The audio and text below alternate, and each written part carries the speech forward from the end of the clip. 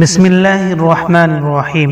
হযরতে উম্মুল মুমিনিন খাদিজাতুল কুবরা রাদিয়াল্লাহু আনহার জীবনী। প্রিয় দর্শক, রাসূল করিম সাল্লাল্লাহু আলাইহি ওয়াসাল্লামের সবথেকে প্রিয় স্ত্রী, মুসলিম মা বোনদের জন্য আদর্শ জীবনী হলো হযরতে খাদিজাতুল কুবরা রাদিয়াল্লাহু আনহার জীবনী। যদি কোনো মুসলিম মা বোন নিজেকে জান্নাতি নারী হিসাবে দুনিয়াতে চালাতে চায় এবং নিজেকে আদর্শ নারী বানাতে চায় এবং আখিরাতের মধ্যে জান্নাত লাভ করতে চায়, তাহলে হযরতে খাদিজাতুল কুবরা রাদিয়াল্লাহু আনহার এই জীবনীটি আপনাকে দেখতেই হবে এবং শুনতেই হবে। আর তাহা মোতাবিক যদি আপনারা আমল করতে পারেন, তাহলে অবশ্যই আপনার জীবনও সফল জীবন হবে, যেরকম হযরতে খাদিজাতুল কুবরা রাদিয়াল্লাহু আনহার জীবন। প্রিয় দর্শক, হযরতে খাদিজাতুল কুবরা রাদিয়াল্লাহু আনহার আদর্শ জীবনী জানার জন্য একটু সময় লাগবেই। এই জন্য আজকের আলোচনাটি একটু লম্বা হতে চলেছে। যদি আপনারা একসঙ্গে দেখার মতন সময় না পান, তাহলে ভিডিওটি এখনই শেয়ার করে রেখে দিন। যখনই সময় পাবেন সেখান থেকে ভিডিওটি বার করে পরিপূর্ণ দেখে নেবেন ইনশাআল্লাহ। তাহলে চলুন দেরি না করে আজকের আলোচনা শুরু করি।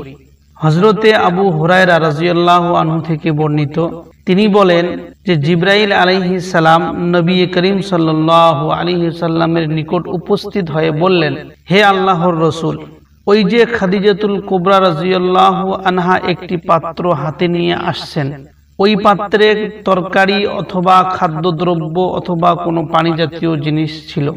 যখন তিনি পৌঁছে যাবেন, তখন তাকে তার প্রতিপালকের পক্ষ থেকে এবং আমার পক্ষ থেকেও সালাম জানাবেন, আর তাকে জান্নাতের এমন একটি ভবনের সুসংবাদ দিবেন যার অভ্যন্তর ভাগ মতি দ্বারা তৈরি করা হয়েছে।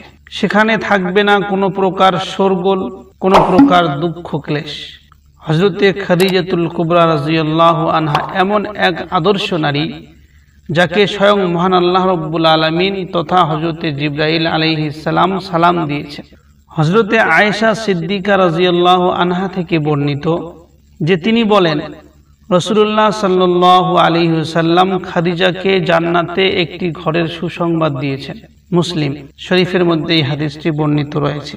মরিয়ম বিনতে ইমরান, ফাতেমা বিনতে মুহাম্মদ রাসূলুল্লাহ সাল্লাল্লাহু আলাইহি ওয়াসাল্লামের স্ত্রী খাদিজা এবং ফিরাউনের স্ত্রী আসিয়া জান্নাতি রমণীদের সর্দার হবে।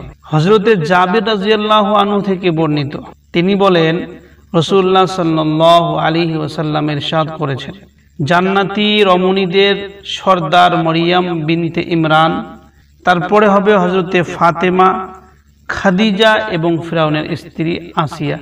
এটা হলো তিবরানির হাদিস, যার মধ্য থেকে স্পষ্ট হয় যে হযরতে খাদিজাতুল কুবরা রাদিয়াল্লাহু আনহা জান্নাতি নারীদের সর্দার হবেন।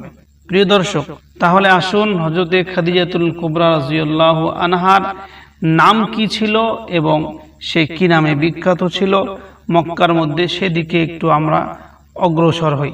হযরতে খাদিজাতুল কুবরা রাদিয়াল্লাহু আনহার নাম খাদিজা। তিনার একটা ডাক নাম ছিল, সেই নামটা হলো উম্মুল হিন্দ। তাকে মানুষ উম্মুল হিন্দ বলেও ডাকতেন।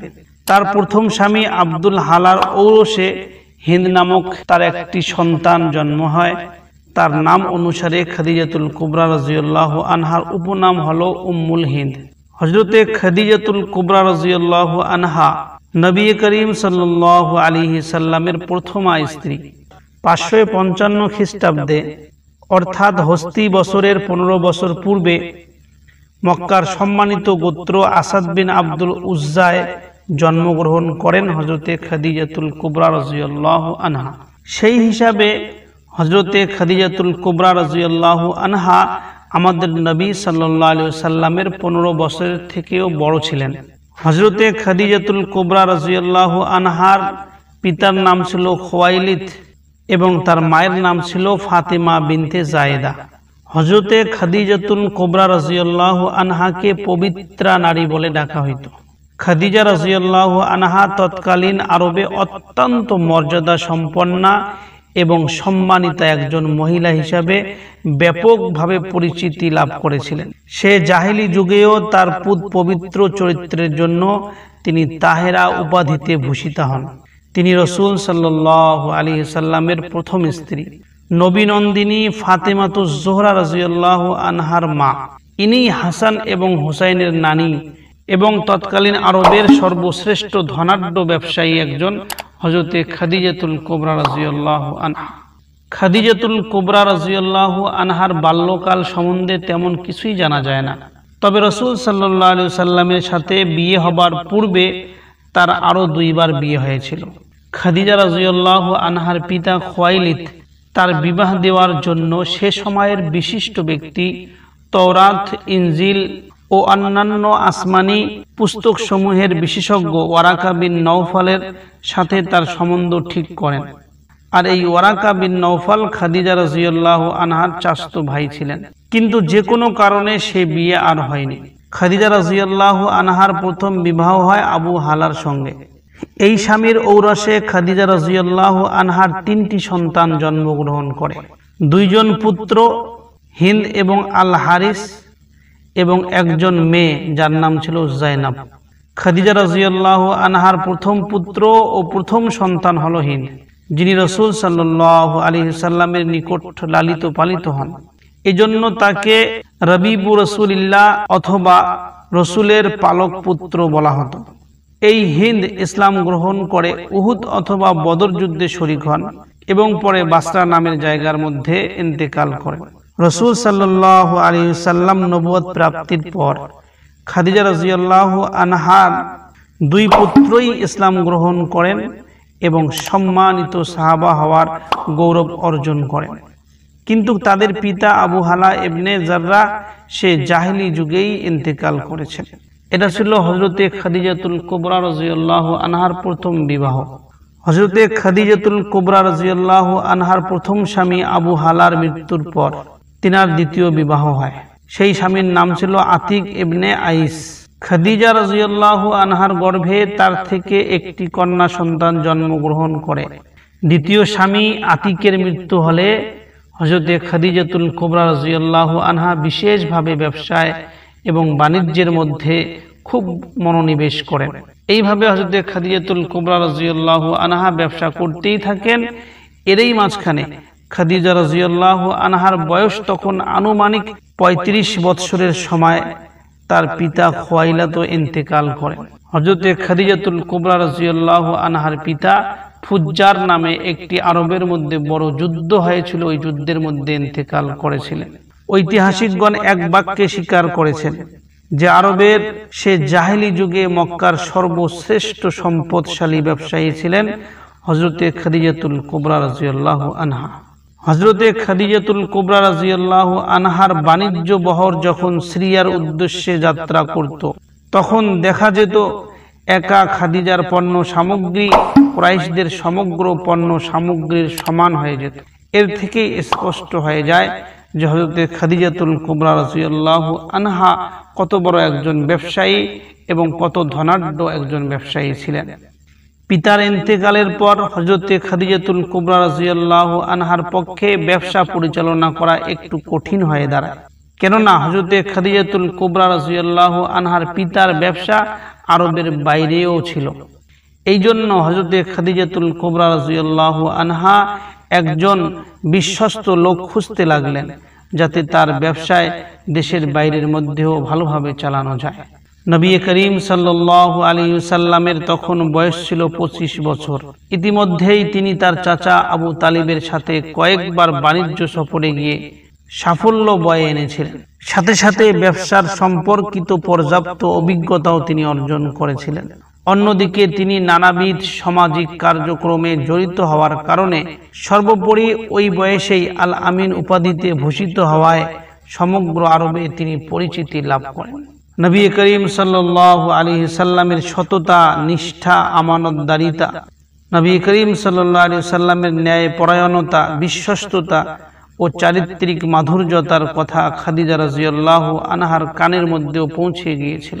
এদিকে খাদিজা রাদিয়াল্লাহু আনহা তার ব্যবসা পরিচালনা করার জন্য বিশ্বস্ত লোক খুঁজছেন।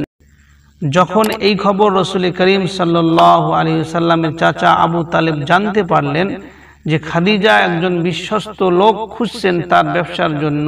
তখন আবু তালিব, নবী করিম সাল্লাল্লাহু আলাইহি সাল্লামের চাচা আবু তালিব তার ভাতিজা আমাদের নবী সাল্লাল্লাহু আলাইহি সাল্লামকে বলল, হে আমার ভাতিজা, আমি একজন দরিদ্র মানুষ, সময়টাও খুব সংকটজনক আমাদের জন্য, মারাত্মক দুর্ভিক্ষের কবলে আমরা নিপতিত হয়ে গেছি, আমাদের কোনো ব্যবসা বা অন্য কোনো উপায় উপকরণ নেই। তোমার গোত্রের একটি বাণিজ্য কাফেলা সিরিয়ায় যাচ্ছে।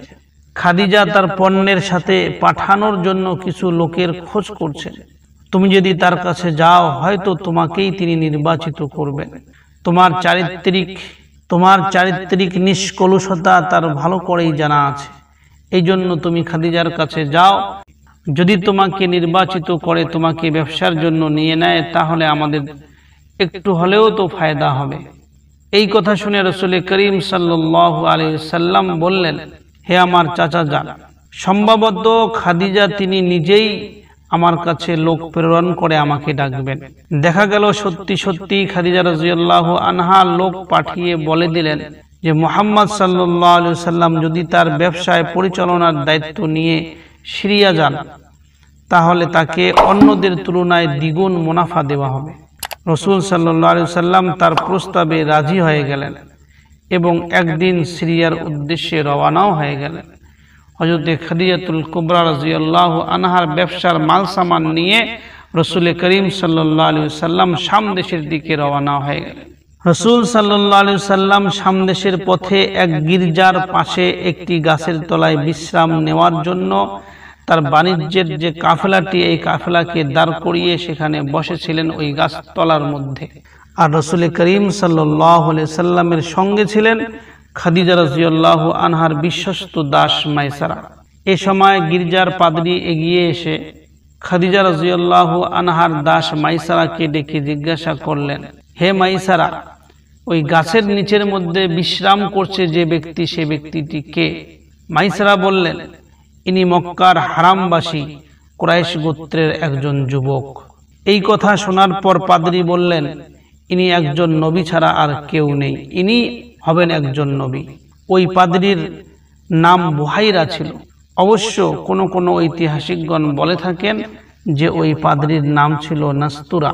রাসূল সাল্লাল্লাহু আলাইহি সাল্লাম সিরিয়ার বাজারে গিয়ে যথাসম্ভব উচ্চ মূল্যে পণ্য সামগ্রী বিক্রি করে প্রয়োজনীয় মালামাল ও সামান কম মূল্যে ক্রয় করলেন।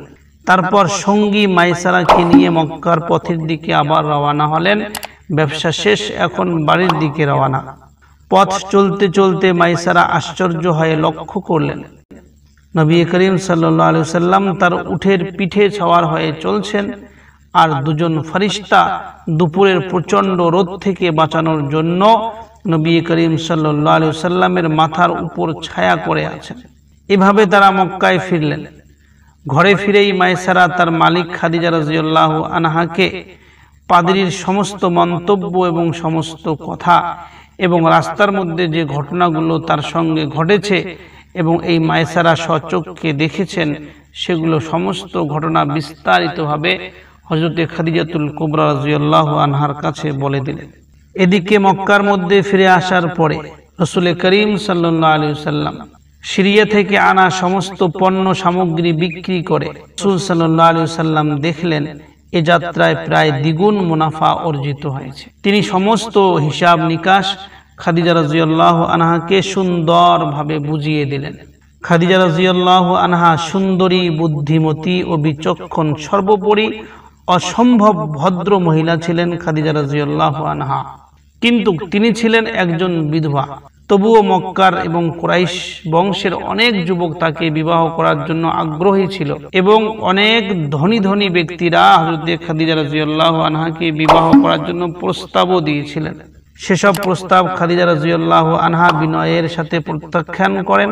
এরপর অনুগত ও প্রিয় দাস মাইসারা রাদিয়াল্লাহু আনহার নিকট রাসূল সাল্লাল্লাহু আলাইহি সাল্লামের সম্বন্ধে তার ব্যবসায়িক আমানতদারিতা ও বিশ্বস্ততার বিস্তারিত বিবরণ জানার পর ইয়ালার স্ত্রী খাদিজা রাদিয়াল্লাহু আনহার এক বান্ধবী নাফিসা বিনতে মারিয়ার মাধ্যমে রাসূল সাল্লাল্লাহু আলাইহি সাল্লামের নিকটে বিবাহের প্রস্তাব পাঠান হযরতে খাদিজাতুল কুবরা রাদিয়াল্লাহু আনহা।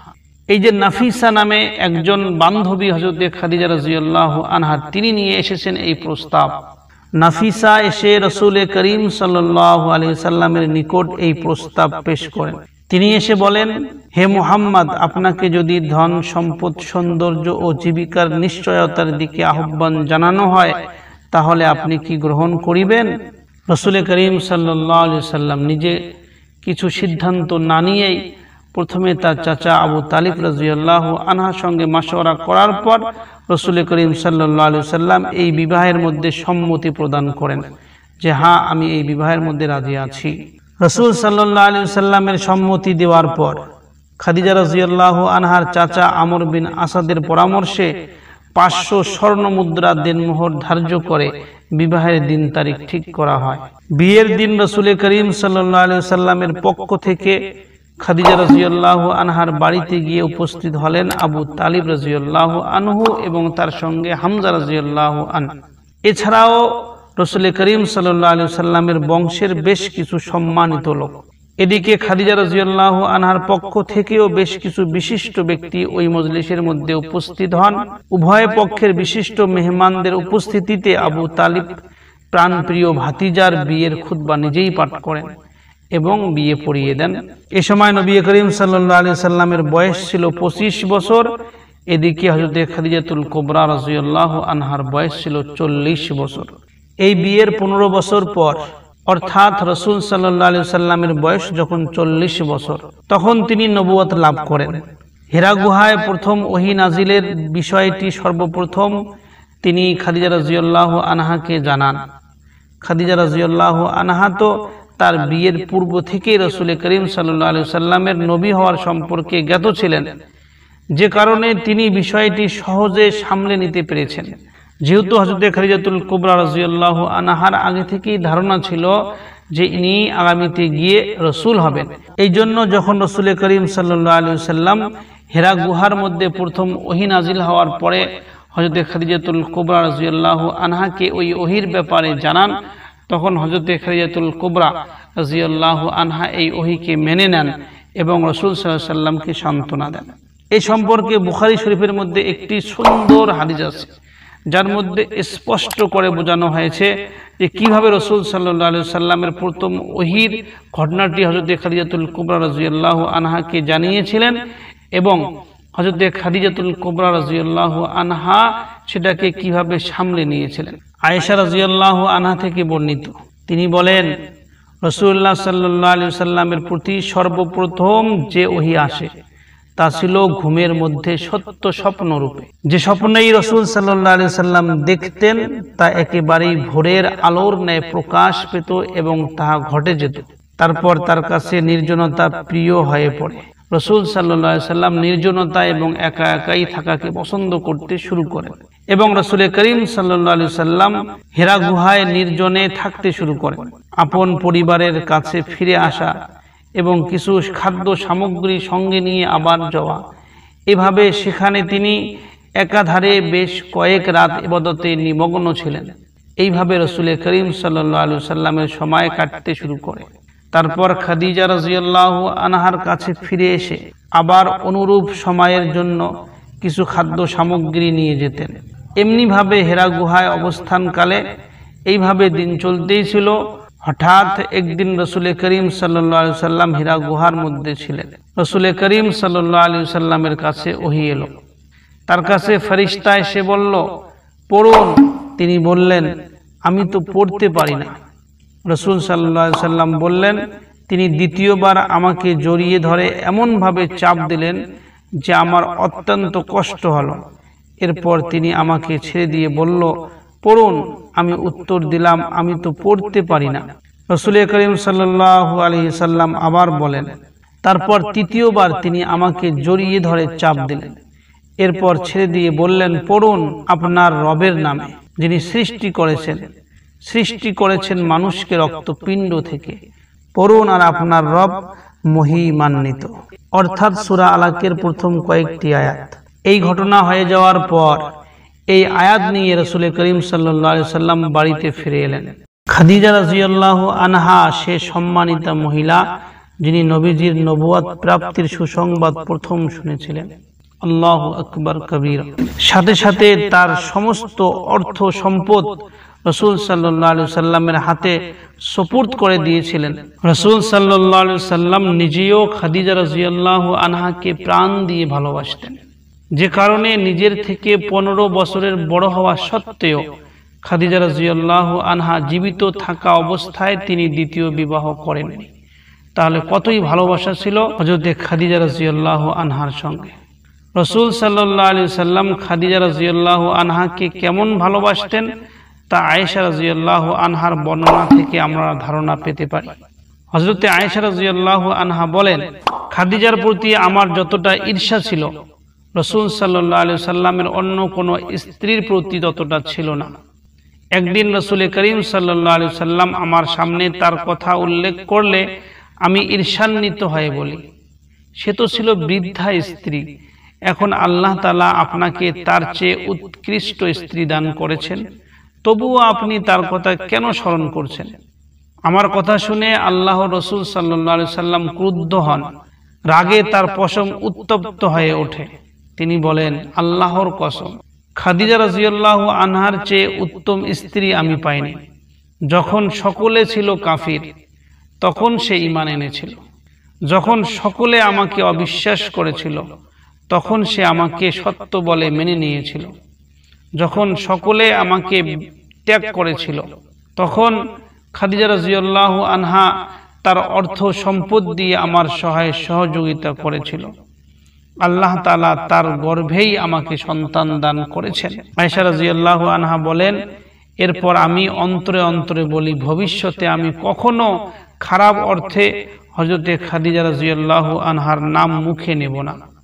প্রিয় দর্শক, চারিত্রিক বৈশিষ্ট্যের দিক দিয়েও খাদিজা রাদিয়াল্লাহু আনহা ছিলেন অতুলনীয়া, যে কারণে রাসূল সাল্লাল্লাহু আলাইহি সাল্লাম বলেছিলেন, সত্যিকার অর্থে তিনি ছিলেন সন্তানের মাতা এবং গৃহকর্ত্রী। হযরতে আবু হুরায়রা রাদিয়াল্লাহু আনহু তার সম্বন্ধে বলতে গিয়ে বলেন, রাসূল সাল্লাল্লাহু আলাইহি সাল্লাম বলেছেন, দুনিয়ার সমস্ত নারীর উপর 4 জন নারীর মর্যাদা রয়েছে। মরিয়াম বিনতে ইমরান, ফিরাউনের স্ত্রী আসিয়া, খাদিজা বিনতে খুয়াইলাদ এবং ফাতিমা বিনতে মুহাম্মদ। ইবনে আব্বাস রাদিয়াল্লাহু আনহু বলেন, রাসূল সাল্লাল্লাহু আলাইহি সাল্লাম মাটির উপর 4টি রেখা এঁকে বলেন, হে আমার সাহাবীরা, তোমরা কি জানো এটা কি জিনিস? মাটির উপরে যে রেখাগুলো এঁকেছিলেন সেগুলো দেখিয়ে দেখিয়ে বলছিলেন, এগুলো কি জিনিস? সাহাবীরা বললেন, আল্লাহ এবং তার রাসূল সবথেকে ভালো জানে। তখন রাসূল সাল্লাল্লাহু আলাইহি সাল্লাম বলেছিলেন, শ্রেষ্ঠ 4 জন জান্নাতি নারী এটা। 1 নম্বর খাদিজা, 2 নম্বর ফাতেমা, 3 নম্বর মরিয়ম, 4 নম্বর আসিয়া। সত্যি কথা বলতে কি, রাসূল সাল্লাল্লাহু আলাইহি সাল্লাম খাদিজার যত প্রশংসা করতেন অন্য কোন স্ত্রীর ব্যাপারে ততটা কখনোই করতেন। প্রিয় দর্শক, সমগ্র আরব যখন রাসূল করিম সাল্লাল্লাহু আলাইহি সাল্লামের দুশমনে পরিণত হয়, অর্থাৎ ইসলাম প্রচারের প্রথম দিকের অবস্থার মধ্যে, তখন একদিন নবীজি সাল্লাল্লাহু আলাইহি সাল্লামকে খুঁজতে খাদিজা রাদিয়াল্লাহু আনহা বাইরে বার হন। পথে জিবরাইল আলাইহিস সালাম মানুষের রূপ ধরে তার কাছে আসেন এবং রাসূল সাল্লাল্লাহু আলাইহি সাল্লামের খোঁজ খবর নিতে চেষ্টা করেন, কিন্তু খাদিজা রাদিয়াল্লাহু আনহা ভয় পেয়ে যান যে সম্ভবত তিনি রাসূল সাল্লাল্লাহু আলাইহি সাল্লামের শত্রুও হতে পারেন। রাসূল সাল্লাল্লাহু আলাইহি সাল্লামকে হত্যা করার জন্য খোঁজ খবর নিচ্ছেন, সে কারণে তিনি ভয় পেয়ে যান এবং দ্রুত গৃহে ফিরে আসেন। বিষয়টি রাসূল সাল্লাল্লাহু আলাইহি সাল্লামকে খুলে বললে রাসূল সাল্লাল্লাহু আলাইহি সাল্লাম বলেন, ওই ব্যক্তিটি ছিলেন জিবরাইল আলাইহিস সালাম। তিনি আমাকে বলে গেছেন তোমাকে তার সালাম পৌঁছাতে এবং জান্নাতে এমন গৃহের সুসংবাদ শোনাতে যে গৃহ তৈরি হয়েছে মণিমাণিক্য দিয়ে, হইচই আর কষ্ট ক্লেশ কিছুই থাকবে না সেই জায়গার মধ্যে। একটি বর্ণনা থেকে জানা যায়, একবার রাসূল করিম সাল্লাল্লাহু আলাইহি সাল্লাম ফাতিমা রাদিয়াল্লাহু আনহাকে অসুস্থ অবস্থায় দেখতে যান হযরতে ফাতিমা রাদিয়াল্লাহু আনহার বাড়িতে, এবং রাসূল সাল্লাল্লাহু আলাইহি সাল্লাম হযরতে ফাতিমা রাদিয়াল্লাহু আনহাকে দেখে জিজ্ঞাসা করলেন, তুমি কেমন আছো এবং তোমার কি অবস্থা? তখন ফাতিমা রাদিয়াল্লাহু আনহা বললেন, আমি অসুস্থ, তদুপরি ঘরে কোনো খাবারও নেই। রাসূল সাল্লাল্লাহু আলাইহি সাল্লাম বললেন, হে আমার মেয়ে, তুমি দুনিয়ার নারীদের সর্দার, এতে কি তুমি সন্তুষ্ট নও? ফাতিমা রাদিয়াল্লাহু আনহা বললেন, আব্বাজান, তাহলে মারিয়াম বিনতে ইমরানের কি হবে? উনি তো দুনিয়ার সমস্ত নারীদের সর্দার। রাসূল করিম সাল্লাল্লাহু আলাইহি সাল্লাম বললেন, তুমি তোমার যুগের নারীদের সর্দার। মরিয়াম ছিল অতীতকালের নারীদের মধ্যে সর্বোত্তম, আর খাদিজা বর্তমান উম্মতের নারীদের মধ্যে উত্তম। রাসূল সাল্লাল্লাহু আলাইহি সাল্লাম তার প্রিয়তমা স্ত্রী খাদিজার মৃত্যুর পরও তাকে ভুলতে পারেনি, যেজন্য তার মৃত্যুর পর যতবারই বাড়িতে পশু জবাহ করা হইত, ততবারই রাসূল করিম সাল্লাল্লাহু আলাইহি সাল্লাম হযরতে খাদিজাতুল কুবরা রাদিয়াল্লাহু আনহার বান্ধবীদেরকে তালাশ করে করে তাদের বাড়ির মধ্যে ওই গোশত পাঠিয়ে দিতেন। একবার রাসূল করিম সাল্লাল্লাহু আলাইহি সাল্লামের কাছে জিবরাইল আলাইহিস সালাম বসে আছেন, এমন সময় সেখানে খাদিজা রাদিয়াল্লাহু আনহা উপস্থিত হলেন। খাদিজা রাদিয়াল্লাহু আনহাকে দেখে জিবরাইল আলাইহিস সালাম রাসূল সাল্লাল্লাহু আলাইহি সাল্লামকে বললেন, তাকে মণিমুক্তার তৈরি একটি জান্নাতের মহলের সুসংবাদ দিন। প্রিয়তমা স্ত্রী খাদিজা রাদিয়াল্লাহু আনহা যখন প্রিয় দাস যায়েদ বিন হারেসাকে রাসূল সাল্লাল্লাহু আলাইহি সাল্লামের হাতের মধ্যে তুলে দেন, তখন আবার রাসূল সাল্লাল্লাহু আলাইহি সাল্লাম তার স্ত্রীকে খুশি করার জন্য ওই যায়েদকে স্বাধীন করে দিলেন। খাদিজার প্রতি ঈর্ষান্বিত হয়ে আয়েশা রাদিয়াল্লাহু আনহা বলেন, যখন রাসূল সাল্লাল্লাহু আলাইহি সাল্লামকে রাগাতে চেষ্টা করতেন, তখন তিনি বলতেন যে আল্লাহ আমার অন্তরে খাদিজা রাদিয়াল্লাহু আনহার ভালোবাসার সৃষ্টি করে দিয়েছেন। খাদিজা রাদিয়াল্লাহু আনহার গর্ভে রাসূল সাল্লাল্লাহু আলাইহি সাল্লামের 6 জন সন্তান জন্মগ্রহণ করে। 4 জন ছিল মেয়ে এবং 2 জন ছিল ছেলে। 1 নম্বর হলো কাসিম, 2 নম্বর জাইনাব, 3 নম্বর রুকাইয়া, 4 নম্বর উম্মে কুলসুম, 5 নম্বর খাতুনে জান্নাত ফাতিমা রাদিয়াল্লাহু আনহা। রজব মাসে মুসলমানদেরকে হাবশায় হিজরতের নির্দেশ দেওয়া হয়। রাসূল করিম সাল্লাল্লাহু আলাইহি সাল্লাম নির্দেশ দিয়ে দেন যে এখন তোমরা মক্কা ছেড়ে হাবশার দিকে হিজরত করতে পারো, নিজের ঈমান বাঁচাতে এবং নিজের ইসলাম বাঁচাতে। রাসূল করিম সাল্লাল্লাহু আলাইহি সাল্লামের এই অনুমতি পেয়ে খাদিজা রাদিয়াল্লাহু আনহাকে এক কন্যা হতে বিচ্ছিন্ন হতে হয়েছে।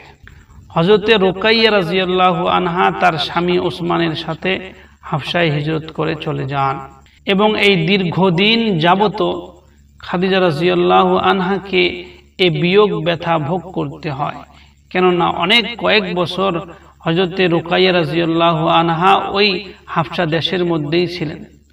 নবুয়তের 9ম ও 10ম বছরের মধ্যবর্তী সময়ে হযরতে রুকাইয়া রাদিয়াল্লাহু আনহা তার স্বামীর সঙ্গে হাবশা থেকে আবার মক্কার মধ্যে চলে আসেন। প্রায় 4 বছর তিনি হযরতে খাদিজা রাদিয়াল্লাহু আনহা থেকে আলাদা থাকেন। নবুয়তের 8ম বছর রুকাইয়ার বয়স তখন 15 বছর হয় এবং তার 1 বছর পর নবুয়তের 9ম বছরে রুকাইয়ার গর্ভে আব্দুল্লাহর জন্মগ্রহণ করে।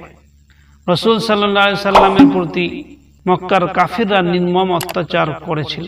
হাবশায় হিজরতের পর রাসূল সাল্লাল্লাহু আলাইহি সাল্লামের প্রতি কাফিরগণের দুর্ব্যবহার ও অত্যাচারের মাত্রা আরো বেশি বৃদ্ধি পেল। মক্কার কাফিররা চিন্তা করতে শুরু করলো যে এখন দেখতেছি মুসলমানেরা আর মক্কায় না থেকে হাবশার মধ্যে হিজরত করে সেখানে সুরক্ষার সহিত যে ঈমানের সাথে মুসলমানেরা জীবন যাপন করছে, কোনো রকমের কোনো ভয় নেই।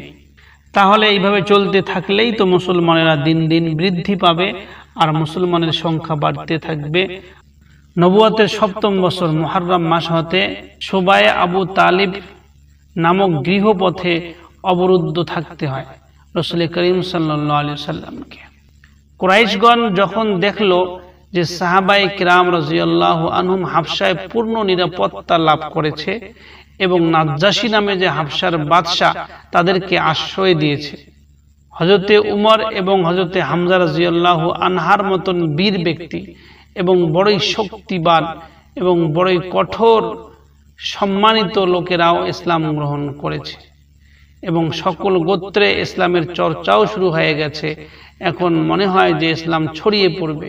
এই মুহূর্তের মধ্যে মক্কার কাফিররা পরামর্শ করে বনু হাশিম এবং বনু মুত্তালিব সম্পর্কে এই অঙ্গীকার প্রদান করে যে বনু হাশিম ও বনু মুত্তালিব যতক্ষণ পর্যন্ত মুহাম্মদ সাল্লাল্লাহু আলাইহি সাল্লামকে হত্যা করার জন্য তাদের নিকটে সুপুর্দ না করবে ততক্ষণ পর্যন্ত তাদের সাথে কেউ আত্মীয়তার সম্পর্ক স্থাপন করবে না, ক্রয় বিক্রয়ও করবে না। তাদের সাথে মেলামেশা ও কথাবার্তা সম্পূর্ণরূপে বন্ধ রাখতে হবে এবং তাদের নিকট কোনো খাদ্য সামগ্রী পৌঁছাতে দেওয়া যাবে না। এইভাবে মক্কার কাফিররা রাসূল সাল্লাল্লাহু আলাইহি সাল্লাম এবং তার বংশকে এইভাবে বয়কট করে রেখে দেন এবং এই বয়কটনামা লিপিবদ্ধ করা হয় যাতে এই বয়কটনামাটা কঠোরভাবে মানুষ মানতে শুরু করে। সেই জন্য এই বয়কটনামাকে কাবা গৃহের অভ্যন্তরের মধ্যে ঝুলিয়ে দেওয়া হয়। যেহেতু কাবার মধ্যে কোনো জিনিস লাগালে মানুষ সেটাকে ভালো করে মানতে শুরু করে এবং তার উপরে একটু গুরুত্বপূর্ণ একটা বিশাল বড় গ্রাহ্য চলে আসে, এই জন্য এই বয়কটনামাকে কাবার সঙ্গে লটকে দেওয়া হয় যাতে সবাই এই বয়কটের কথা অনুযায়ী আমল করতে শুরু করে। আর মুসলমান তথা হযরত আব্দুল মুত্তালিব এবং রাসূল সাল্লাল্লাহু আলাইহি সাল্লামের বংশের কিছু লোককে এমনভাবে বয়কট করা হয়েছে যে ওদের সঙ্গে না কোনো মিলামিশা, না ওদের সঙ্গে কোনো বিবাহ শাদী, না ওদের কাছে কোনো রকমের কোনো সম্পর্ক রাখা যাবে। হযরত আবু তালিব রাদিয়াল্লাহু আনহু রাসূল সাল্লাল্লাহু আলাইহি সাল্লামের চাচা যান, তিনি এই বয়কটের মধ্যে রাসূল সাল্লাল্লাহু আলাইহি সাল্লামের সঙ্গে ছিলেন। আবু তালেব তার পরিবার বর্গ নিয়ে পৃথক হয়ে যায় এবং কুরাইশদের সাথে যোগ দেয়। রাসূল সাল্লাল্লাহু আলাইহি সাল্লামের সাথে খাদিজা রাদিয়াল্লাহু আনহা তিনিও এই বয়কটের জায়গার মধ্যে ছিলেন। দীর্ঘ 3 বছর পর্যন্ত এই গিরিপথে অবস্থান করেন রাসূল সাল্লাল্লাহু আলাইহি সাল্লাম এবং তার সঙ্গে মুসলমানেরা। প্রতিবন্ধকতার মধ্য দিয়ে সেখানে খাদ্য সামগ্রী পৌঁছানো হতো।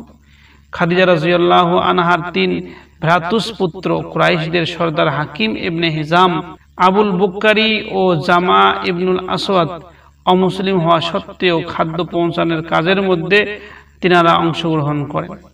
তাদের উষ্ট্র ভিতরে প্রবেশ করত খাদ্য সামগ্রী নিয়ে। 50-এরও অধিক বিপদগ্রস্ত ব্যক্তি অতি দুঃখ কষ্টের মধ্য দিয়ে সেই পার্বত্য গিরিপথে জীবনযাপন করতে থাকেন। একাধিক্রমে প্রায় 3 বছর পর দুশমনদের মধ্যেই দয়ার সঞ্চার হল এবং তাদের পক্ষ হতে এ লিখিত অঙ্গীকার ভঙ্গ করার উদ্যোগ গ্রহণ করা হলো যে 3 বছর হয়ে গেল এদের উপরে অনেক অত্যাচার করা হয়েছে, এখন এদেরকে একটু শিথিল করা দরকার এবং এদেরকে ছেড়ে দেওয়া দরকার। নিপীড়নমূলক অঙ্গীকার ভঙ্গের উদ্যোক্তা ছিলেন কুরাইশের 5 জন সংক্রান্ত ব্যক্তি, আর ইহা হয়েছিল নবুয়তের 10ম বছরের ঘটনা। প্রিয় দর্শক, নবুয়তের 10ম বছরে রমজান মাসের 10 তারিখে মক্কায় খাদিজা রাদিয়াল্লাহু আনহার ইন্তেকাল হয়ে যায়। ইন্না লিল্লাহি ওয়া ইন্না ইলাইহি রাজিউন। এ সময় তার বয়স হয়েছিল 65 বছর। তখনও জানাজার সালাতের বিধান চালু হয়নি। মুসলমানের উপরে জানাজার নামাজ পড়ার কোনো নিয়ম ছিল না, এজন্য তার উপরে কোনো জানাজার নামাজ পড়া হয়নি। তাকে হাজুর নামক কবরস্থানে দাফন করা হয়। হাজুর মক্কার একটি পাহাড়ের নাম। বর্তমানে এটি জান্নাতুল মাওলা বা জান্নাতুল মুআল্লা নামে পরিচিত। নবী করিম সাল্লাল্লাহু আলাইহি সাল্লাম নিজেই খাদিজা রাদিয়াল্লাহু আনহার লাশ কবরে নামান। খাদিজা রাদিয়াল্লাহু আনহার মৃত্যুর পর ফাতিমা রাদিয়াল্লাহু আনহা রাসূল সাল্লাল্লাহু আলাইহি সাল্লামের নিকটে তার মায়ের অবস্থা জানতে চাইলে তিনি বলেন, হে ফাতিমা, তোমার মা যে ইন্তেকাল করেছে আমরা সবাই তাকে কবরের মধ্যে রেখে দিয়ে এসেছি। তোমার মা খাদিজা সারা এবং মরিয়ামের মধ্যখানে অবস্থান করছে। রাসূল সাল্লাল্লাহু আলাইহি সাল্লামের পৃষ্ঠপোষক চাচা আবু তালিব খাদিজা রাদিয়াল্লাহু আনহার ইন্তেকালের বছরে ইন্তেকাল করেন। অবশ্যই একটি বর্ণনায় বলা হয়েছে আবু তালেবের মৃত্যুর 3 দিন পর খাদিজা রাদিয়াল্লাহু আনহার ইন্তেকাল হয়। যাই হোক, সময়টা ছিল রাসূল সাল্লাল্লাহু আলাইহি সাল্লামের একান্ত প্রিয়জন হারানোর দুঃখজনক একটা সময়। এজন্য মুসলিম উম্মাহর নিকট এ বছরটি আমুল হুজুন বা শোকের বছর নামে অভিহিত হয়, কেননা একই বছরের মধ্যে রাসূল সাল্লাল্লাহু আলাইহি সাল্লামের সবথেকে প্রিয় কয়েকজন মানুষের ইন্তেকাল হয়ে গিয়েছিল। আল্লাহ রাব্বুল আলামিন আমাদের সবাইকে হযরত খাদিজা রাদিয়াল্লাহু আনহার মতন সুন্দর এবং অতুলনীয় একজন আদর্শ মহিলার জীবন নিয়ে চলার তৌফিক দান করুক। আসসালামু আলাইকুম ওয়া রাহমাতুল্লাহি ওয়া বারাকাতুহু।